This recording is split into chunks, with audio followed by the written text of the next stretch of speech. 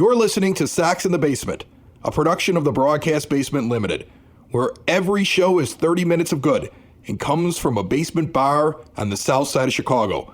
Pull up a stool, pour a cold one, and join us right now for Sox in the Basement. Heard everywhere podcasts can be found, and always at soxinthebasement.com. And welcome down to Sox in the Basement. My name is Chris. His name is Ed. Sit on down at the 9-foot homemade oak bar in my basement here on the south side and pour a cold one.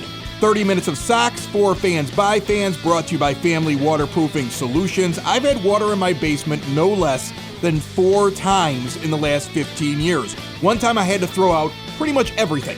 The only thing that survived was the bar, and I just got lucky. The way that the basement was sloped. Everything else gone. Brand new floors, brand new walls, things taken down to the studs in some areas just because of water damage. And you know what it was? It was a sump pump that went bad. And if I would have called a place like Family Waterproofing Solutions and had them just do a checkup on what's going on in the basement, think of the aggravation, the insurance claim, the time, the despair. All of that would never have happened. They can go online and do it virtually, or they can be on site. They have safe ways to do this, free estimates. You got some seepage, take care of it now before it becomes a problem. The phone number on the Sox in the Basement logo right on your podcast player or at soxinthebasement.com. Visit them today, famws.com.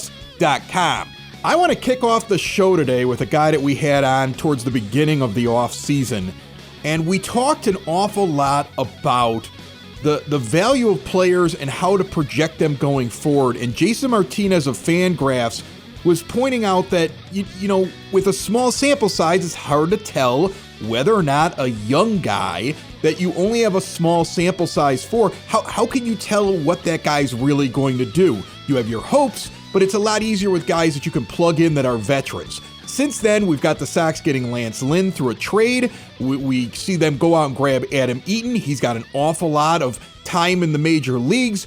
They brought back Carlos Rodon most recently. They go out and they get Liam Hendriks, and I wanted Jason to come back on and kind of take a look at the White Sox so far. Jason, how are you?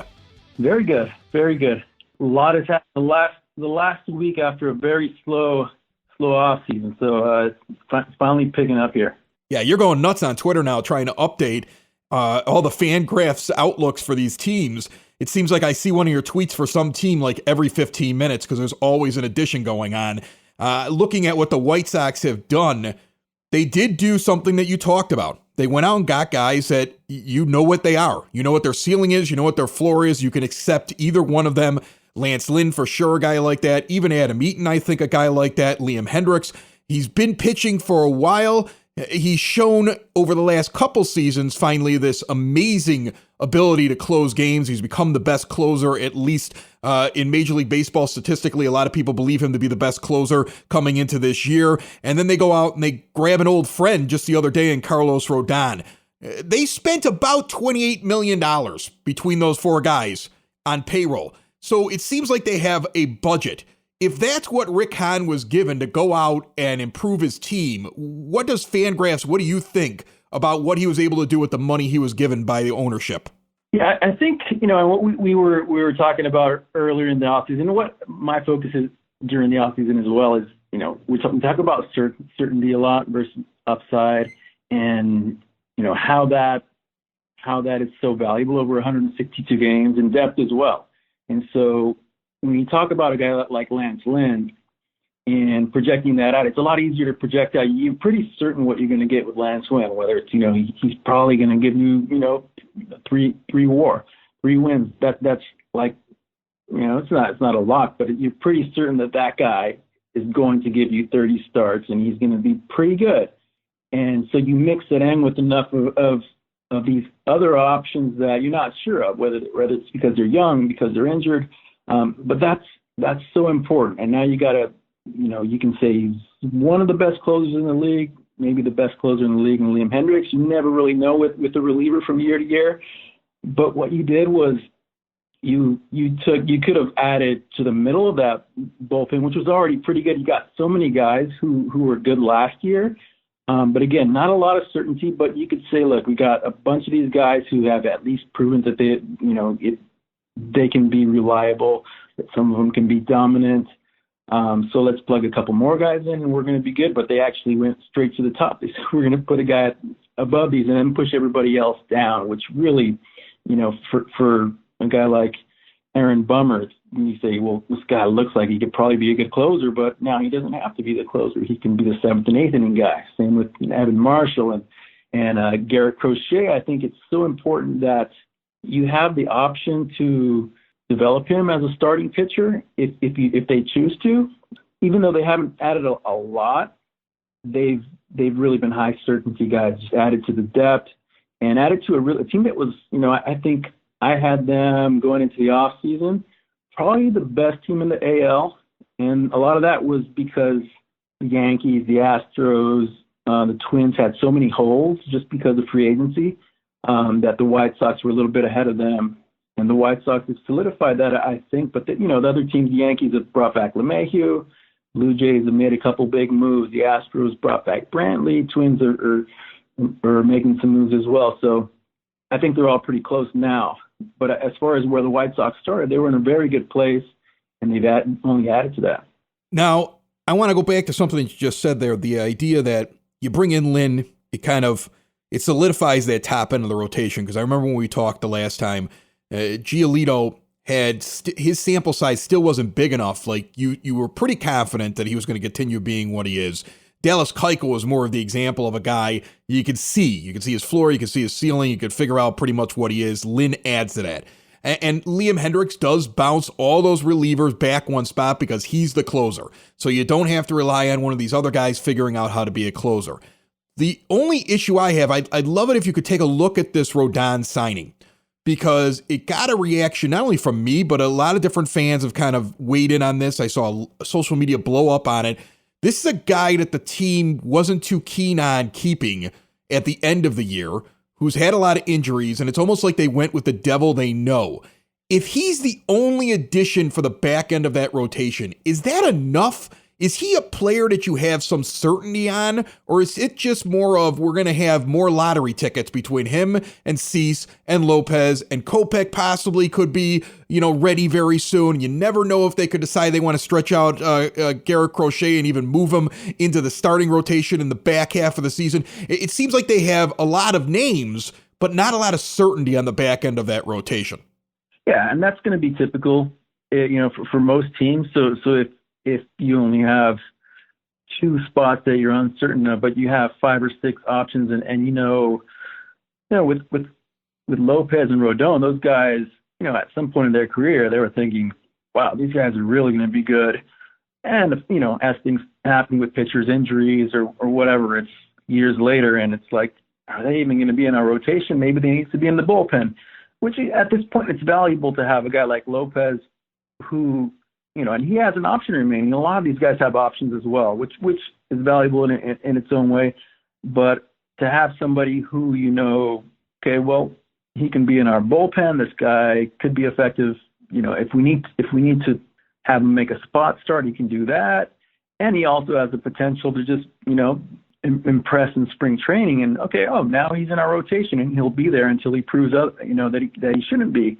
With a guy like Rodon with the injury history, not as much flexibility, but I think, just being a guy who's 28, they know him really well. If they feel good about, he's trending positively as far as, he just wasn't ready to come back. He's been hurt so much. It's going to take him a few years to get back to where he was, which at one point it was like, wow, this guy's going to be a really good number 2 or 3 starter. And so at just 28 years old, I think there's still some upside there. And I think you have the ability to have him come to spring training, stretch him out as a starter, and the backup plan, of course, is he can pitch out of our bullpen. He can either be a long relief guy who can give us 2 or 3 innings if necessary. And he also has the kind of stuff that, if he takes to that role and he's doing good in short stints, then maybe he's a guy who's throwing in the late innings as well. Is there anybody that you look at, a position that you think they need to throw in there when you look at the depth chart? I know right now FanGraphs actually list Eloy Jimenez as the likely DH if they don't add another hitter at the beginning of the year, and they're putting Engel and Robert out in the outfield along with Adam Eaton. And I don't think that's what White Sox fans thought was going to be the plan. They thought there was going to be another hitter that was going to come in until you eventually got to Andrew Vaughn down the line here later on this season. But what could they do right now and do affordably to solidify this a little bit more? Because it sounds like, as you said, there's a few other teams in the American League. We're all kind of drawing up pretty close to each other right now. Yeah, and you pointed it out with Jimenez. And I think when you look at these, the FanGraphs RosterResource pages that I manage, the thing, if you're a fan and you look at it and you go, and something just sticks out and you go, that doesn't look right. And I always say, well, that's how you know. That's where there's some work to be done. So I have Jimenez in the DH spot, and I've thought from early on, okay, well, who's going to start? There's a hole here, obviously. Let's put Adam Engel in the outfield. He had a good, I think he's had some potential. It's been years, and I think they kind of settled on, okay, this guy's probably a fourth outfielder. He had a pretty good year in 2020. He shows some potential to play a little bit more than just, against left-handed pitchers. But, for the most part, I think that's going to change pretty quickly. They're going to add another outfielder or another DH, and he's going to be the fourth outfielder. But they haven't done it, and so all of a sudden, we're a couple of weeks from spring training opening, and you go, really? Jimenez is the DH and Engel is the left fielder? I don't know. I think so. Obviously, my point is that there is that one spot there. I think there's a one spot for a bat. There are a lot of outfielders on the free agent market that have a good track record that can probably still play and that aren't going to cost very much. I mean, you can take a look at who's available now, and you got like the Josh Reddicks and the Matt Joyce and somebody like Mitch Moreland who can share first base and DH with Abreu. And these guys can hit against right-handed pitching. So, and then you got the natural platoon with Engel. Probably aren't going to cost more than a few $1 million. So I think that would be the obvious move for me. Jason, what I'm hearing is White Sox, Astros, Yankees, Twins. These are the big boys that are out there. They're up towards the top. They're all looking pretty much the same because those other teams have been able to add pieces compared to what the White Sox have done.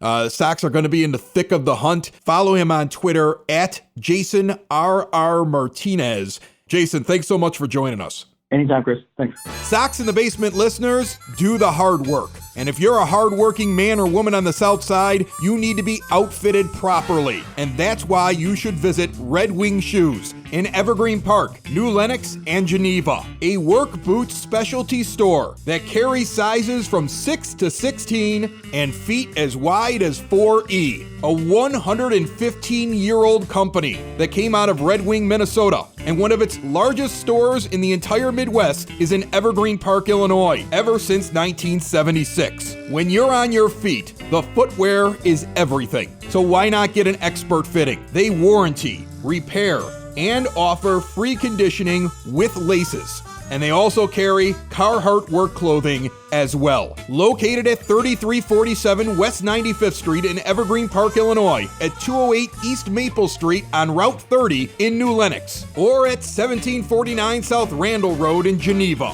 Visit them today. You work hard. You've earned it. Red Wing Shoes. I don't know if you've noticed, but I had not an angry exchange, not even in the least, just a very normal exchange on Twitter with one Steve Stone. And I agree with Steve Stone 99% of the time. I think his baseball analysis is incredible. But Steve is misinformed when he's trying to talk about these so-called negotiations between Major League Baseball and the MLBPA. And before I get to here, buddy, I just want to kind of recap to everybody what happened. Steve's on Twitter, and he's trying to explain that the deal that was offered to the players, which is get paid for 162 games and only have to play 154, expanded playoffs, but you also get the universal DH. It seems like a good deal. Why won't the players take it? And then went on to explain in a follow-up tweet that Rob Manfred can just institute whatever he wants to, just like last year. And this is when I piped up and explained to Steve that he was wrong. Because what happened last year was because of an agreement, a side agreement to the collective bargaining agreement, that allowed for the commissioner to have those powers because back then, nobody knew what the virus was going to do. Were we going to have ball players that were going to die from it? Were we going to have Were we going to see casualty rates go up even higher than they are? The projections for this disease back then was get ready to just cross out like 2-3% of the country. That's a much bigger number than what has happened so far. And now the vaccine is rolling out and everything else like that. And the players are saying, hey, wait a minute. NHL's playing, NBA's playing, football's playing. They all have fans in the stands, or most of them do. And then we already played. We were the guinea pigs with the shortened season that we did, the 60-game season that the commissioner implemented. So why would we have to shorten anything? But the big key to the entire thing, and then I'm going to let you jump in here, buddy, is that this new agreement, if the players agreed to it, would allow the commissioner to once again have the unilateral power to just decide, well, COVID's a little scary this month. We're not going to start until the All-Star break, and you're only getting paid for half the season. And that's what's being left out of this. There's a collective bargaining agreement, and unless the president of the United States declares a state of emergency, which would screw up all the other sports leagues, so I don't think he's doing that, Major League Baseball kind of has to stick to the CBA, right? Yeah, I mean, you showed Steve Stone the back of your hand just a little bit. I didn't feel like I slapped him down or anything like that. You just showed it to him. You just said, Steve, 1% of the time, this is what you get, and you can taste the back of these knuckles. When you're looking at the CBA as a contract, and it's a contract between the Players Association, it's a contract with the teams and with MLB, with the ownership, that current CBA that expires in December 2021 allows for reopening of bargaining on, certain things. And in case of an emergency like last year with the pandemic, the Players Association and the owners came together and they said, all right, here's what we're going to do. Here's our side agreement for the 2020 season. If they do that for the 2021 season, both sides have to sign off on not just the grand scheme of things, shorter season, but universal DH and we'll pay for the 162. It's got to be something like, we don't want the commissioner to have unilateral power because he doesn't have that in the CBA. The CBA says very specifically that it's a 162 game season played between 182 and 187 days. For what they call the championship season, and that's not including the playoffs and not including spring training, which has their own segments within the CBA as far as how those are scheduled and played out. So you have an opportunity here for the players to reopen bargaining and for the teams to reopen bargaining to come to an agreement that they think makes sense as far as what the 2021 Major League season should look like, and any changes that would go against the current CBA in that regard. But both sides have to sign off on everything. And for it to be played out in the media with, yeah, but the players are getting paid for the full 162, even if we shorten the season. And look at all these guys that are going to be more employable by the universal DH. And they're basically holding up a picture of Marcell Ozuna.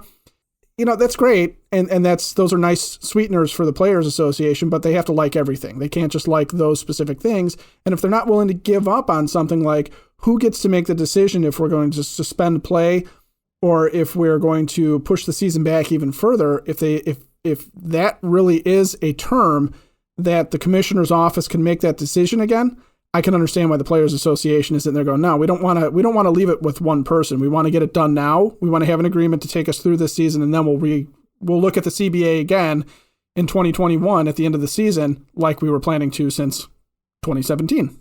Big difference between you and Steve Stone. Steve Stone, excellent baseball analyst. Ed, an actual attorney. So he kind of understands these things. And then we have a guy like Ken Rosenthal who's on MLB Network, and I believe Ken is cozy with some of these owners. He gets an awful lot of information, and he's sitting there trying to say both sides have to come to an agreement. They technically don't. Here's what, and this is also coming from me, a guy who, and I'll just let everybody know, for about 6-7 years, I was the president of the Cook County 911 Dispatcher Union.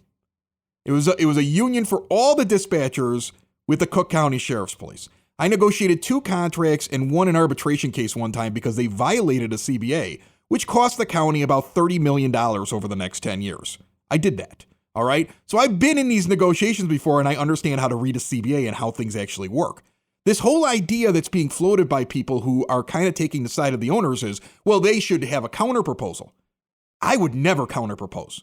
And I don't know what you would advise as an attorney, But if you have a signed deal, any counterproposal later on when there's a court case over this and you're trying to say, well, you did this, they're going to say, well, you obviously thought there should be some agreement because you sent a counterproposal. You weaken your stance for the later lawsuit if the owners do something crazy and lock you out on opening day because they don't want to start on time. You open up the door to litigation that might not go your way, but if you just go, yeah, we're not negotiating this, we already negotiated it, and move on, you are more protected, right or wrong, Ed? Well, no, you're wrong. So you're saying it wouldn't weaken them to give a counterproposal? No, it wouldn't necessarily weaken their position in front of the courts or in front of an arbitration panel, because when you're talking about a breach of contract case, you can't bring in side negotiations. And the fact that it's public, everybody knows they're trying to come up with a deal potentially for this year. So it's not exactly something that's outside the realm of knowledge for any judge or any jury or any panel of arbitrators that's going to be looking at this case. But you can't bring up the specifics about the negotiation, or even the fact that there was an attempted negotiation doesn't really play into what the decision would be as far as the breach. If you're talking about the owners just simply saying, look, we are renegotiating the CBA for the 2021 season, or we're locking you out, then they don't really have anything to stand on because the CBA is still in effect. So through this season, it's very clear that the season has to take place over between 182 and 187 days. Does that mean it has to start in March, or can it start in April? No, but that means it's going to go later, and we all know that nobody really wants to do that. So if the owners were to lock out based on the fact that they're not getting any concessions on the CBA for this year from the players, you're right about this, they do not have to counter. The question becomes, is it in the players' best interest to counter? And is there something to be gained there? And can they use their leverage to try and get something back over on the owners that's going to help them? What I'm hearing from you, Ed, because I want to get on to the next thing, what I'm hearing from you, though, is Steve Stone, wrong. Me, I was wrong about something. You, listen to Ed. That's what I'm going to tell people here. Listen to Ed. And if the players decide that they're going to do nothing, basically the only option that the owners have is baseball in December, which will be just so much fun. Well, and you want to talk about TV revenues being down for baseball in December? Let's go up against the end of the NFL season, why don't we? Are you a CFO, HR professional, or owner of a company, big or small, and you're tired of the typical health insurance premium increases each and every year? Out of control premiums with no end in sight. Well, now there is the Elite Benefits Formula. This process has saved employers and their employees thousands or even tens of thousands of dollars each year. These strategies are avoided by most insurance professionals, and the insurance companies definitely do not want you to know about them. But Elite Benefits of America is ready to help you. Just about all employers in the Chicagoland area can now take advantage of some or all of these strategies and start saving money. Butch Zemar from Elite Benefits of America wants you to reach out to him today. Visit EliteBenefits.net or call 708-535-3006. All right, let's talk about Carlos Rodon, and let's talk about why I hated the move. Yeah, okay, me too. I know you hated it. It's so funny, but both of us had the same visceral reaction to it. We did not like it, and I think that we didn't like it for the exact same reason. It showed that the White Sox were out of money, and I expected more. I expected them to at least be able to scrape together $5 to $6 million for a pitcher of better caliber than Carlos Rodon, and I expected them to be able to scrape together, $8 or $9 million for a hitter that they could throw in there in the DH role. And rolling 3 out to Rodon makes me nervous. They've spent $28 million this offseason in terms of adding Lance Lynn's salary, and also going out and getting Liam Hendricks, going out and getting Adam Eaton, and now adding the $3 million for Carlos Rodon. But let's not forget, Encarnacion comes off the books. You got rid of Dane Dunning when you made the deal, although he's not really worth that much money. He was on he's on his opening deal. That's not a big deal. But Colomé was making $10 million. Did you basically end up with the same payroll that you would have had if you just would have given everybody their option? And that's what it feels like happened. Like Jerry Reinsdorf was like, well, your budget is basically what you would have had to keep. So if you need somebody, get rid of somebody else. That's what it feels like. And that's where, one, the reaction comes from. The second part of the reaction is that Carlos Rodon is just not a good pitcher. You can look at his stat line any way you want to. His best year, he was just a hair under a 1.30 whip, and he only had 20 starts in that year because he's injury prone and he puts too many guys on base. And this is, you said it before we got on the show, I'm going to let you get into it, but this is a first round draft pick bust that's being brought back because they know him, not because of his skill set. Yeah, I mean, I had to walk my way through the gamut of emotions. And if you can find the Mismatched Sox blog on soxinthebasement.com, please read it. Ed wants more people to read his blog. Go to soxinthebasement.com, Mismatched Sox, and read his stuff. It's very, very good.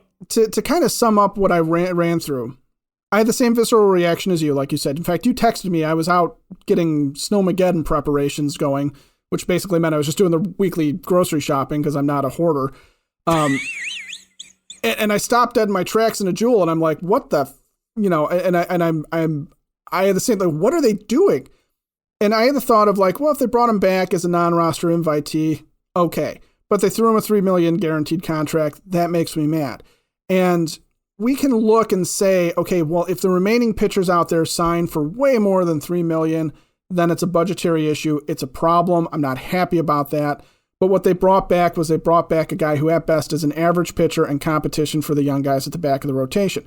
However, I can't shake the feeling that you can do better than Carlos Rodon. Maybe not for cheaper, but they've got to be able to find something better back there because the guy has never been good or reliable. He is just, at best, he is average. But if you're looking at this from the standpoint of he was supposed to be John Danks or Chris Sale, he's supposed to be the next great lefty starter for the Sox. He's not that. He's never going to be that. And if you are, to bring up Steve Stone again, if you're sitting here saying, well, maybe Ethan Katz has an idea because he speaks younger pitcher better than Don Cooper did. I'm getting really worried that the Sox are putting 40% of a championship rotation on Ethan Katz finding what should be very obvious flaws like Dylan Cease not flying open, Ronaldo Lopez changing his arm slot. I mean, this is stuff that if this is what we think is going to turn these guys into world beaters, that's a scary thought in and of itself, because what we're saying is we can't go out and get guys who are going to be reasonably reliable to provide something. We're going to put it on the supposed pitcher whisperer and hope that he finds the one magic tweak that now gives Carlos Rodon a changeup so you don't sit on his slider because his fastball is this flat hittable thing that guys have teed off on, and we've been watching that since 2015. And the other thing is, and I want to tread carefully here, but I kind of want to bring it up. I'm not sure if he has the mental makeup to be a swingman. I don't believe that he does.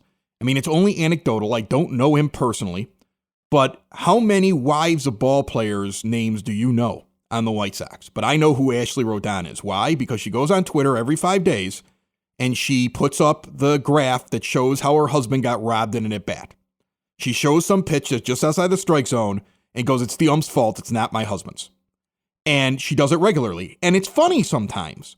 But when you add that to a comment that she made after the playoff series, where Carlos comes in and makes things worse in that game against the A's in Game 3, and he's got his shoulders down, and he looks like he's disgusted to even be out there, and he can't throw a strike, and he's just basically can't wait to leave the mound. Like he's almost not even prepared to be out there. And I know she was responding to a fan that was being a jerk because, you know what? When you're mad about the performance of a player, you don't direct tweet his wife that he sucks. And I can't see the original tweet because it got deleted, but she was responding to the guy. But her defense was, my husband's a starter, not a relief pitcher. Now, I talked to my wife about an awful lot of things, and maybe she's just shooting her mouth off defending her husband. But there is a real possibility based upon the way that he carried himself on the mound and her response and the fact that she's constantly telling everybody it's everybody's fault except for Carlos's. That could be the mentality in that household. And if that's what his mentality is, he's not going to be a starter all year. He may have made $3 million, but the Sox are in trouble if he's in the rotation all year long. So he's going to be a swingman eventually when you have a guy like Kopech ready to go. And he's going to move into the bullpen. I think he's the first one into the bullpen if he even makes it, because guess what? Tony La Russa isn't going to put up with this. Tony La Russa is not going to put up with this. Tony La Russa is going to have the stones that Ricky Renteria wasn't afforded because he's Jerry's guy. Nobody's firing him for telling the general manager, no, I want to bring this guy instead. And that's what Tony La Russa is going to do. He's an old man that wants to win a championship and doesn't have time for the opinions of people that disagree with him. I guarantee it. So Carlos Rodon is going to have a really hard time this year if the attitude is, well, I'm not a reliever, I'm a starter. I'm a star. You've never done anything to prove that you are. You have a lot of potential, but you've never been that. That's the other thing that sticks out to me. And maybe that's unfair. But when I look at the anecdotal things from the Twitter account of his wife to the way that he acted in Game 3, I am worried about that being an issue. You can't have that mentality in the starting rotation. You can't have that mentality in a bullpen. And how much of this game is half mental, according to Yogi Berra? He's got to have the right mindset. And frankly, you get to let's draw a comparison, for example, to two guys from the 2005 team. All right. And I don't want to bring up the 2005 team the way that people, fawn over the 85 Bears, but there's a couple of guys that are swingmen going into that season.